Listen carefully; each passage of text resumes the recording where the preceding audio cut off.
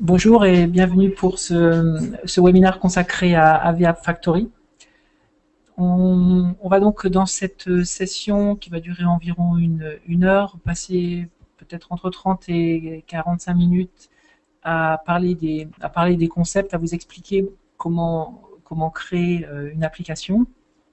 Et on laissera un peu de temps pour les questions. Dans cette session, on va en fait démarrer à une étape qui est l'étape à laquelle on s'était arrêté dans les webinars précédents, c'est-à-dire l'étape dans laquelle on avait en fait créé un contenu dans une design par exemple. Donc on a créé soit un contenu de type AVPDF, donc notre format enrichi basé sur des documents existants, ou alors un AVMag, et on est prêt en fait maintenant à en faire quelque chose, c'est-à-dire à créer une publication. Et donc dans cette session, on va en fait explorer quels sont les outils qui sont mis à votre disposition pour rendre ce process plus simple. Alors, on a déjà eu un webinaire sur ce sujet et un des feedbacks qu'on a reçus, c'était effectivement que le workflow n'était pas forcément très simple. Et une des raisons pour lesquelles c'est pas forcément simple, c'est qu'en fait, on est en fait à cheval entre sur plusieurs écosystèmes. Il y a celui du fournisseur d'applications ou de plateformes d'applications, par exemple Apple. Donc il va falloir créer une application dans leur écosystème. Et puis il y a l'écosystème AV Publishing, c'est-à-dire celui qui gère le contenu, qui va faire le lien entre un contenu, la possibilité de faire des achats, et qui doit évidemment avoir créé des liens avec l'écosystème Apple. Et donc c'est ça que je vais essayer d'expliquer pendant ce séminaire en vous montrant quelques exemples. Alors pour rendre les choses assez claires, enfin j'espère, j'ai en fait essayé de distinguer quelles allaient être les différentes étapes, et j'ai dans ce document qui doit s'afficher à l'écran séparé en fait la partie de la plateforme d'application. J'ai pris iTunes parce que c'est dans 90% des cas vous allez probablement vouloir publier sur iPad ou iPhone, et c'est facile d'extrapoler ensuite sur les autres plateformes. Et ensuite distinguer donc ce qui se passe chez iTunes, chez Apple, et distinguer ce qui va se passer chez AV Publishing. Donc, prenons les étapes les unes après les autres. La première étape, évidemment, c'est dans le processus de création d'application, c'est de créer un compte développeur Apple. C'est une étape qui est importante et qu'il ne faut pas sous-estimer parce que ça peut prendre du temps.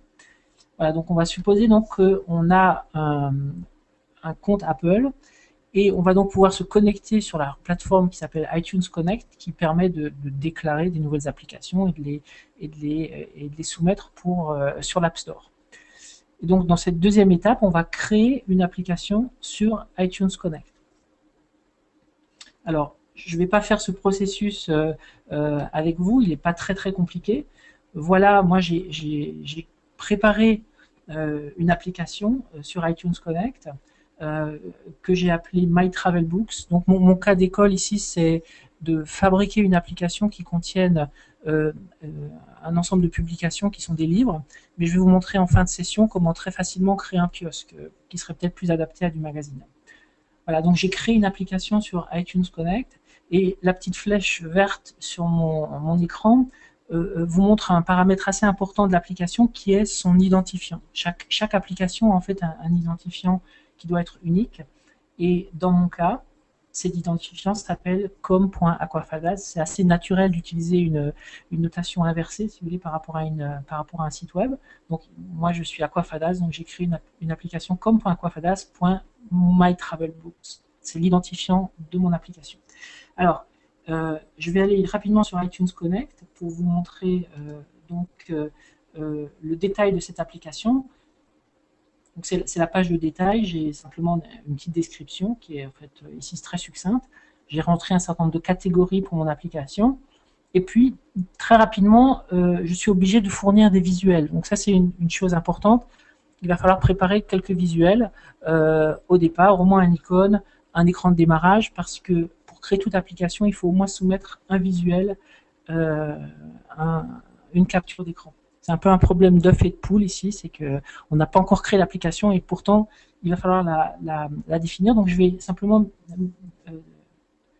mettre un visuel ici qui est une page de chargement et je vais pouvoir le changer ensuite. Lorsque je soumettrai la vraie application, je vais pouvoir mettre autant de visuels, enfin j'ai jusqu'à 5 visuels que je vais pouvoir inclure sur cette page. Voilà, donc là j'ai créé chez Apple une définition de mon application. Ensuite, je vais aller créer éventuellement des produits achetables dans mon application, ce qu'on appelle des produits in-app, c'est-à-dire voilà, des produits achetables à l'intérieur de l'application. Et lorsque je choisis cette option, donc je peux vous le montrer en live sur cette application, si je suis encore connecté. Là, je retourne sur le sommaire de mon application. J'ai un petit bouton qui me permet de gérer mes achats intégrés. Voilà, si je fais gérer achat intégré, vous voyez, j'en ai créé un. Si je voulais en créer un nouveau, je vais cliquer sur Create New et là, je dois choisir un type d'achat intégré. Est-ce que je vais vouloir vendre dans mon application, c'est un abonnement? Est-ce que c'est juste un produit que je vais pouvoir vendre? Il y a plusieurs styles de produits. Donc, je vous invite à consulter la doc d'Apple à ce sujet. Moi, ici, je veux vendre des livres. Donc, je vais créer je vais vouloir créer un produit qu'on appelle non consommable, c'est-à-dire que je ne peux l'acheter qu'une seule fois. Je ne peux pas le réacheter. Une fois que je l'ai acheté, il est à moi. Et donc, je vais cliquer sur non consommable et là, je vais pouvoir créer un produit. D'accord? Donc, on peut éventuellement faire cette étape ensemble. Moi, je suis en train de créer donc une application qui va me permettre de vendre des livres et je prévois, ce sont des livres de voyage, je prévois que j'aurai au moins 3 types de livres. Je vais avoir ce que j'appelle des petits livres, j'ai des grands livres et puis j'ai des guides de ville. Donc, je vais créer ici un produit qui s'appelle, je vais l'appeler Big Guide, donc grand livre, et je vais pareil devoir lui donner un identifiant. Donc c'est très important d'avoir des identifiants qui sont bien définis. Donc là, je vais utiliser le même type de notation. Je vais l'appeler com.class.mytravelbooks. Donc ça détermine que c'est dans cette application MyTravelBooks que je vais avoir ce produit. Et je vais créer un identifiant. Je vais l'appeler Big Guide. Voilà. Ensuite, je vais pouvoir rajouter une description. Donc, je vais faire pour l'instant une description uniquement en anglais. Voilà. Voilà. Et voilà, donc là, je crée un produit achetable à l'intérieur de mon application Apple. Ensuite, je vais pouvoir déterminer le prix. Alors ici, je vais dire que comme c'est un livre un peu volumineux, je vais le mettre dans le tiers 4, qui correspond en fait à un prix de 2,99 €. Et il va falloir que je soumette un screenshot.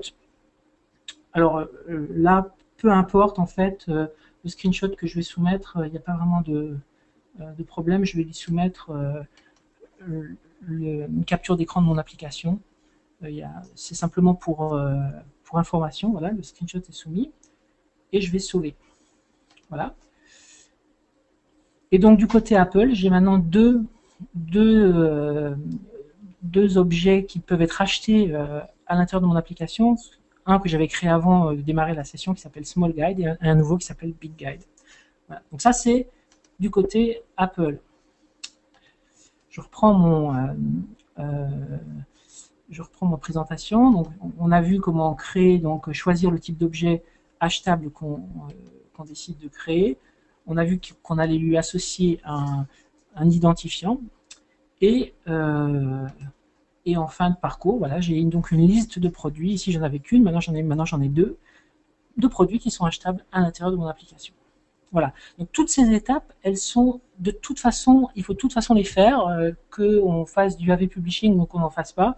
On crée une application chez Apple, on définit des produits achetables à l'intérieur.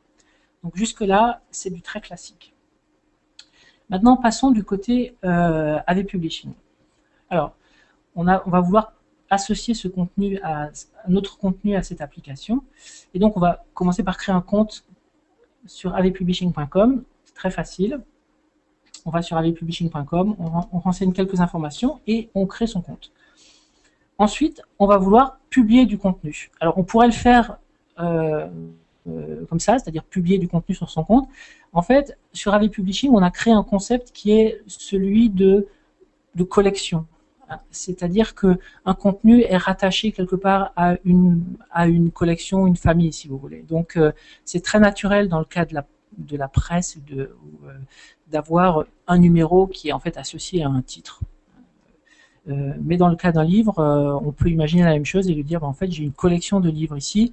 Je suis en train de travailler sur mes livres de voyage. Peut-être qu'un jour, je ferai une collection de romans. Donc, je vais créer une collection de livres de voyage. Donc, il y a ce concept de collection. Alors, je vais aller maintenant dans AV Publishing. Je vais me connecter parce que j'ai créé un compte. Alors.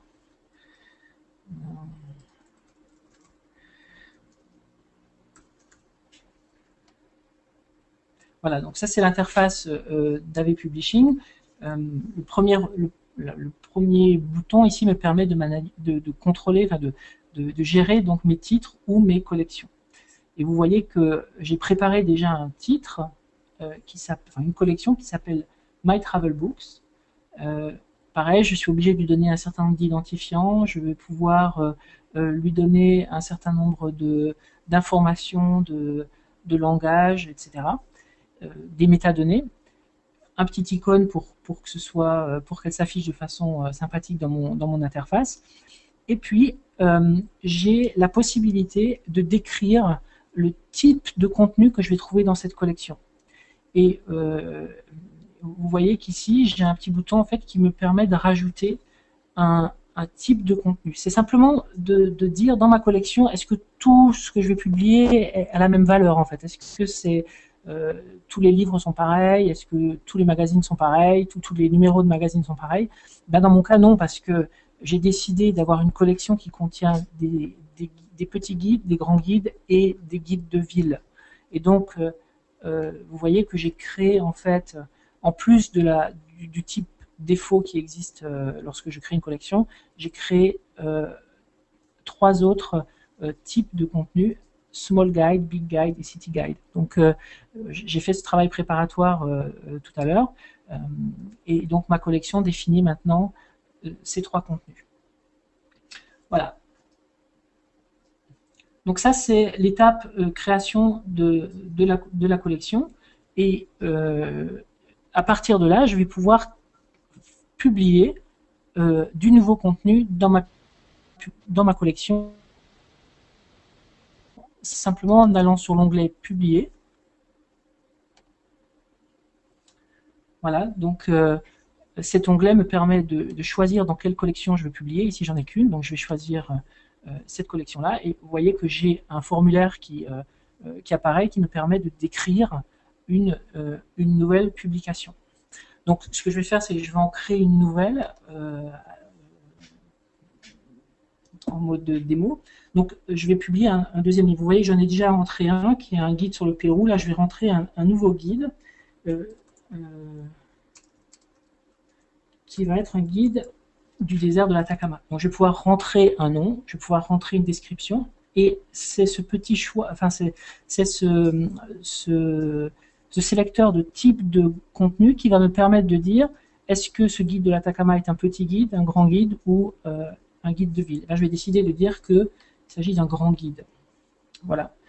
Donc, si vous voulez différencier des contenus à l'intérieur de vos collections, il suffit de rajouter des types de types d'issue, donc type de publication, et chacun pourra ensuite être relié à un prix différent. Donc je vais dire que c'est, j'ai un certain nombre de métadonnées, je vais dire que c'est voilà, c'est le numéro 1. Je vais pouvoir rentrer un certain nombre d'informations. Voilà, je peux rentrer des informations sous forme de gros titres qui seront ensuite utilisés dans des recherches, qui pourront être utilisés pour faire du référencement, etc. Voilà, donc je rentre quelques informations.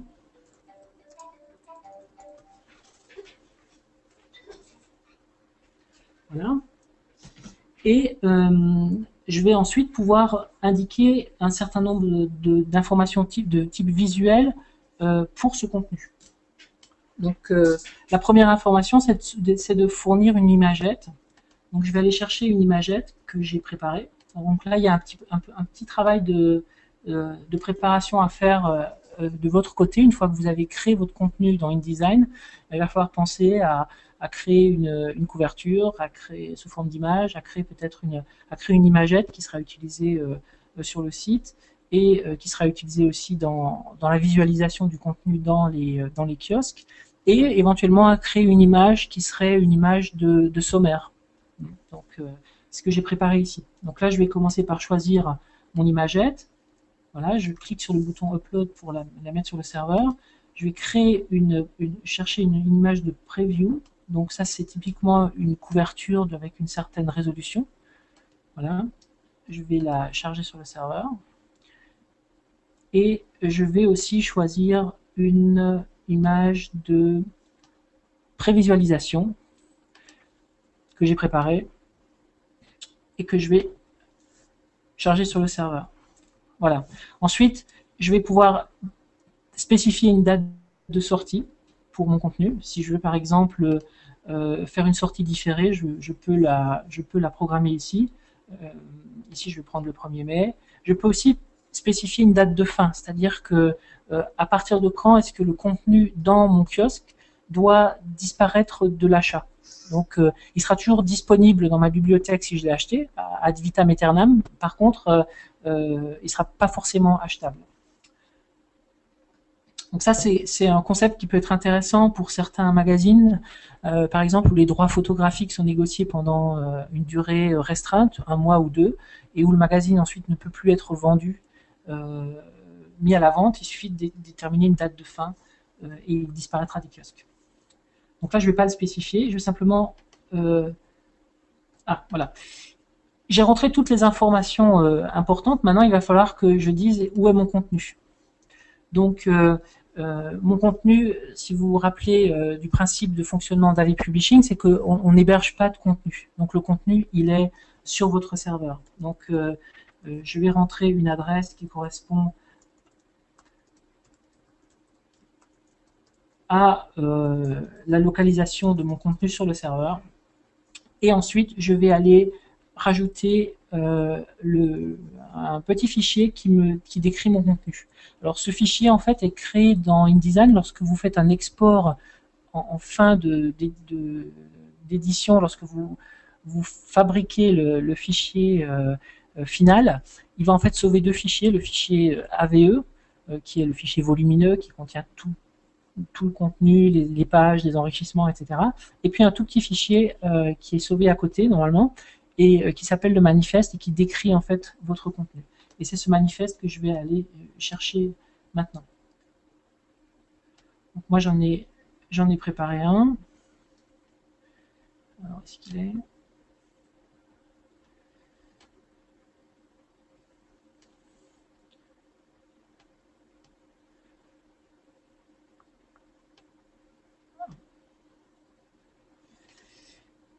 J'ai du mal à le retrouver. Voilà. Donc atacamaproject.manifest, c'est le manifeste qui a été créé. Je vais le charger sur le site. Voilà, c'est fait. Et je valide. Donc là, j'ai entièrement défini ma publication. Je clique OK. Et maintenant, si je retourne sur l'onglet de publication pour My Travel Books, j'ai maintenant 2 publications. Alors, il y a une chose qui est très importante, c'est que vous avez peut-être remarqué, c'est que les publications sont dans un statut de test. Ça veut dire qu'en fait, même si je crée une application pour les visualiser, elle n'apparaîtrait dans l'application que sur des terminaux qui sont déclarés comme étant des terminaux de test. Alors, c'est un concept peut-être un peu compliqué, mais qui est important parce que lorsque vous créez du contenu, du nouveau contenu que vous voulez publier dans une application existante, il est important de pouvoir le tester avant de le publier de façon définitive. Et vous voulez le tester dans l'application qui est déjà téléchargeable par tout le monde sur l'App Store, par exemple. Donc, comment faire pour qu'il n'apparaisse que dans mon application à moi et pas dans celle de mon voisin? Et bien, en fait, il suffit de déclarer dans votre profil donc de votre compte, les numéros de série des machines qui sont utilisées pour tester. Et à partir du moment où le contenu est marqué comme étant en test, comme c'est le cas ici, vous voyez, les deux sont en mode test, ils n'apparaîtront que sur ces machines qui sont déclarées comme étant des machines de test. Donc vous pouvez tester tranquillement le contenu sans avoir à vous préoccuper du fait qu'il apparaisse sur toutes les autres machines du monde et que éventuellement il soit pas bon et que vous vouliez le retoucher. Voilà. Un autre aspect du mode de test, c'est que si vous vous rappelez du mode de fonctionnement d'AV Publishing, c'est qu'en fait, le business model s'appuie sur un paiement à la publication. Or là, je viens de publier et à aucun moment j'ai acheté des packs de publication ni rien.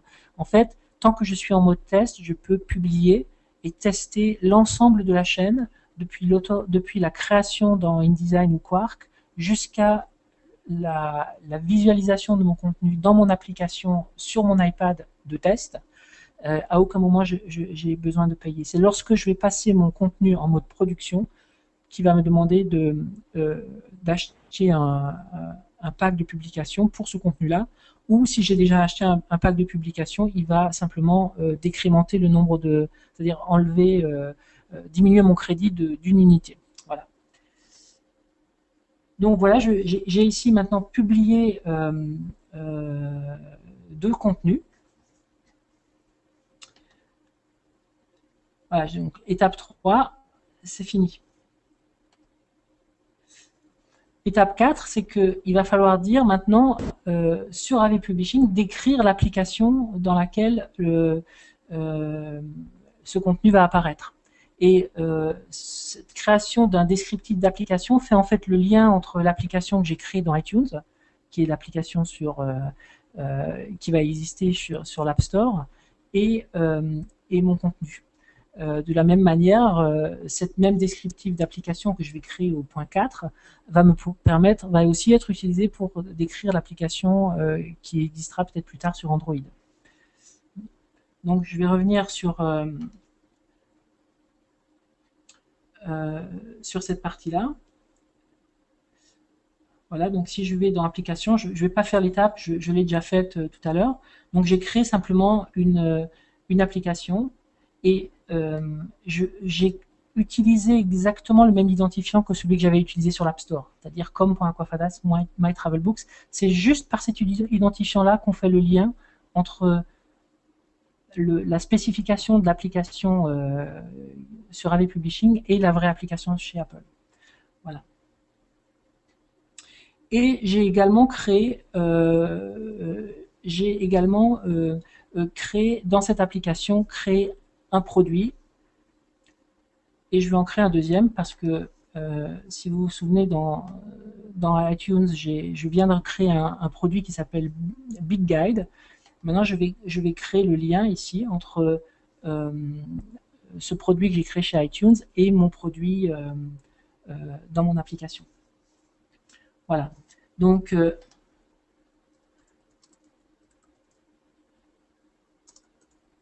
je vais rentrer simplement un nom. Donc là, je vais créer un produit, c'est-à-dire quelque chose qui peut être acheté, et je vais simplement dire ce produit-là correspond en fait au produit Apple que je viens de créer tout à l'heure avec vous sur iTunes Connect. Voilà. Ce produit donc sera utilisé lorsque quelqu'un voudra acheter un Big Guide. Le produit n'est pas gratuit, c'est cette case que je cocherais si je voulais faire un produit gratuit. Et je vais maintenant simplement utiliser. Alors si je retourne dans mes. Voilà. Je vais simplement utiliser ce même identifiant ici, que j'avais créé tout à l'heure, pour identifier mon produit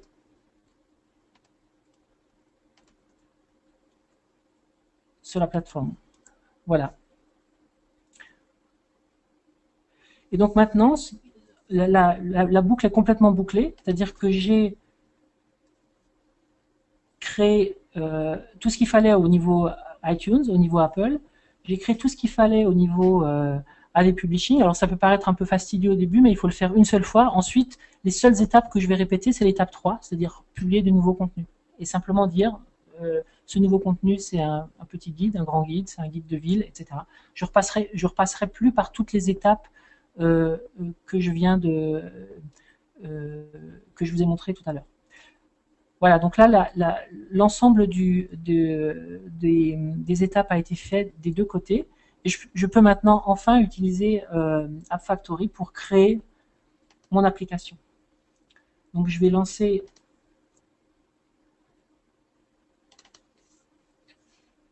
App Factory. Donc dans la version que vous voyez sur votre écran, j'ai trois modèles, trois gabarits qui vont me permettre de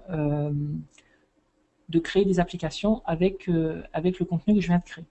Donc je vais commencer par vous montrer une application qui est en fait une application de type bibliothèque. Donc dans App Factory, il suffit donc de choisir le gabarit. Vous avez aussi la possibilité de voir différentes previews du gabarit en cliquant simplement sur l'image de prévisualisation en dessous.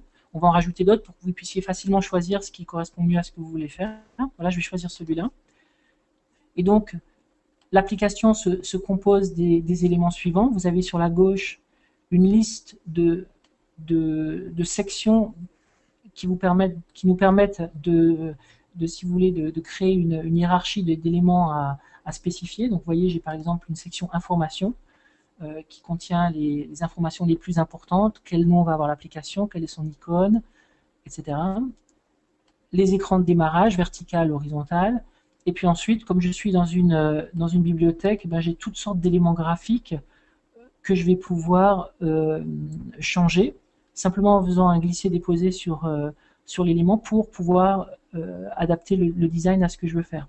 Vous voyez que les images ont toutes une taille qui est spécifiée, donc il faudra recréer une image de la même taille. Dans la version finale, on fournira aussi les fichiers Photoshop vous pourrez donc les lancer directement à partir de l'application si vous voulez modifier une image, pour être sûr d'être à la bonne taille.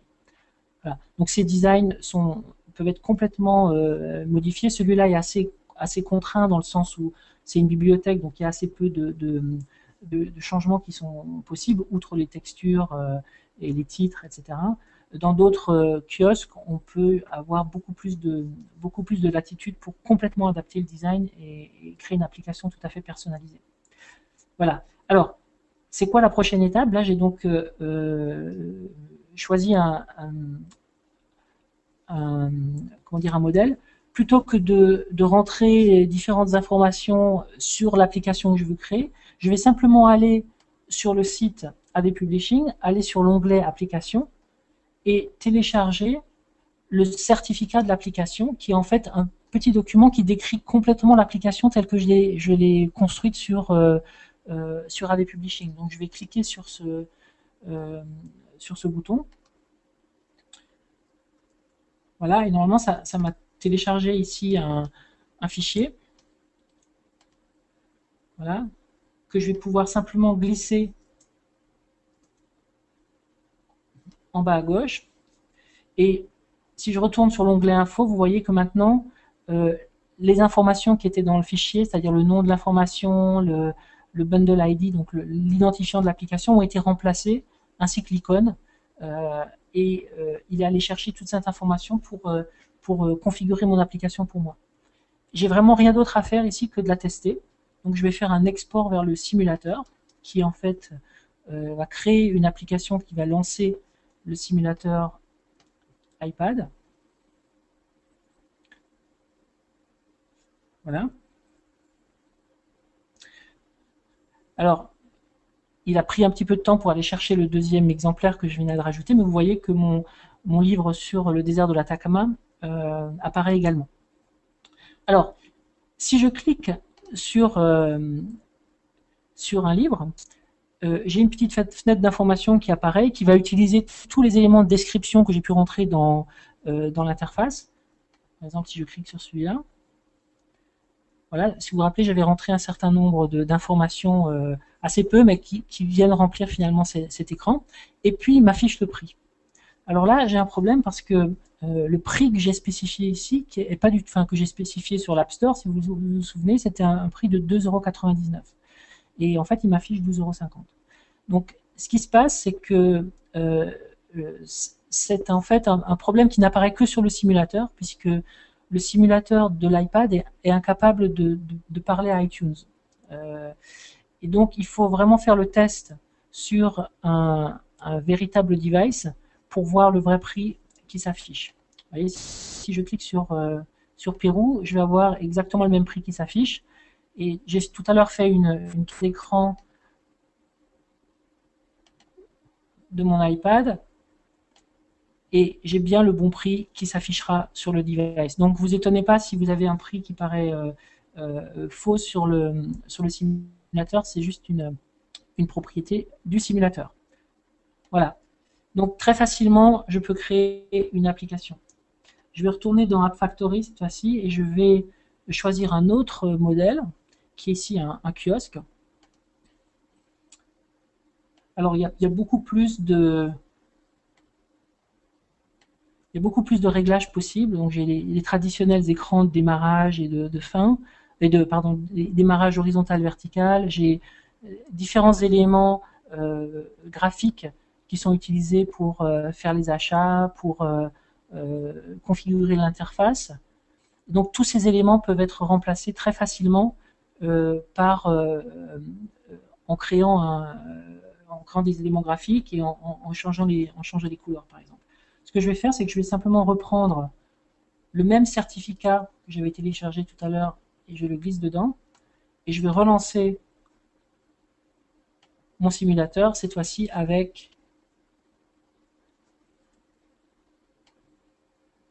Voilà, avec ce gabarit d'application. Vous voyez que je me retrouve dans une application complètement différente, qui est dans ce cas-là plutôt adaptée à faire de la publication de magazines, puisque j'ai une notion de kiosque, j'ai une notion d'anciens numéros, je peux parcourir par année. Alors ici, j'ai que 2011, mais si j'avais publié des numéros en 2010, j'aurais un onglet 2010 qui se serait ouvert, je pourrais parcourir par année. J'ai une bibliothèque qui contient tous mes achats, mais j'ai pas fait d'achat pour l'instant. Voilà. Donc vous voyez, très simplement, vous pouvez complètement configurer une application à partir d'App Factory. Alors, cette application, par exemple, va me permettre, évidemment, je vais pouvoir changer toutes ces images. Vous voyez, par exemple, ici, j'ai des boutons d'information sur lesquels je vais pouvoir, le bouton d'information qui est en haut à droite, qui fait apparaître un site web, je vais pouvoir le configurer pour qu'il ouvre mon site, ou qu'il ouvre une page spécifique en mode portrait, éventuellement même une page différente en mode paysage. Donc tous ces champs peuvent être configurés pour que vous puissiez fabriquer l'application qui vous convient et qui vous correspond. Alors, les applications contiennent un certain nombre de fonctionnalités par défaut qui sont disponibles, notamment le fait de pouvoir gérer des notes et des marque-pages à l'intérieur de vos numéros. Donc les liseuses permettent de poser des marque-pages. Vous avez aussi un certain nombre de réglages qui correspondent par exemple à la gestion de l'occupation mémoire sur votre iPad de l'application. Vous pouvez la configurer pour qu'elle par exemple supprimer certains numéros lorsque vous les avez lus.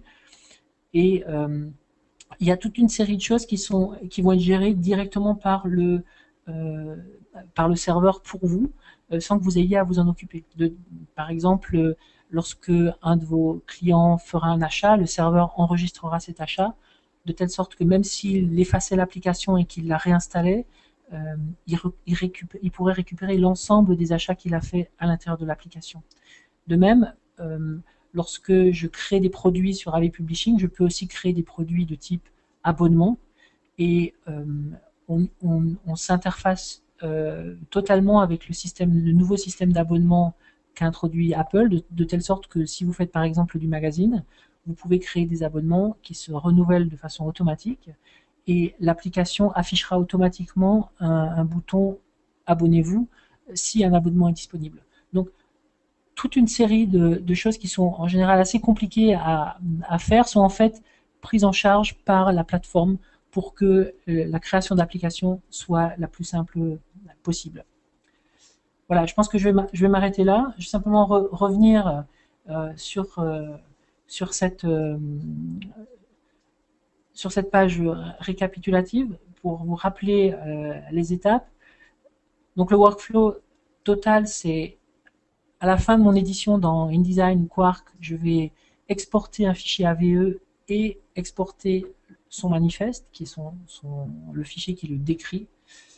Et ensuite, je vais, pour créer une application, devoir faire un certain nombre d'étapes du côté Apple, écosystème App Store, créer un compte développeur, créer une application sur iTunes Connect, définir les produits achetables à l'intérieur de l'application. Et ensuite, sur AV Publishing, créer un compte éditeur, créer une collection qui va me permettre de regrouper mes publications, publier mes contenus. Donc ça, je peux commencer à charger ma collection avec du contenu, même avant de créer l'application. Je vais ensuite créer un descriptif d'application qui va être complètement lié à l'application que j'ai créée sur l'App Store. Et je vais créer à l'intérieur de ce descriptif d'application des produits qui seront liés aux produits achetables que j'ai définis chez Apple. Voilà. J'espère que ça a un peu clarifié les différentes étapes de création des contenus. Alors, en termes d'agenda pour la sortie d'App Factory, le choix que nous avons fait, c'est de faire une sortie en version bêta privée, donc à l'ensemble des gens qui sont inscrits sur notre programme de pré-release le 24 mai, donc c'est mardi prochain, je crois, et une version publique 1 ou 2 semaines plus tard. Mais vous pourrez dès la semaine prochaine pouvoir utiliser ce produit pour créer vos premières applications. Voilà, je vous invite à nous laisser des messages sur publishing@aquafadas.com si vous avez des questions complémentaires ou vous voulez vous avez des projets particuliers ou des cas d'utilisation qui sortent un peu du cadre, puisque ça arrive très souvent, pour qu'on puisse répondre de façon efficace. N'hésitez pas aussi à nous envoyer vos commentaires et votre feedback sur l'utilisation des outils, les problèmes éventuels que vous pouvez rencontrer, les choses que vous souhaiteriez voir changer, différentes ou améliorer. Nous essayons d'être vraiment à l'écoute et d'être réactifs à tous ces commentaires et à tous ces retours terrain. Voilà, je vous remercie, je vous souhaite une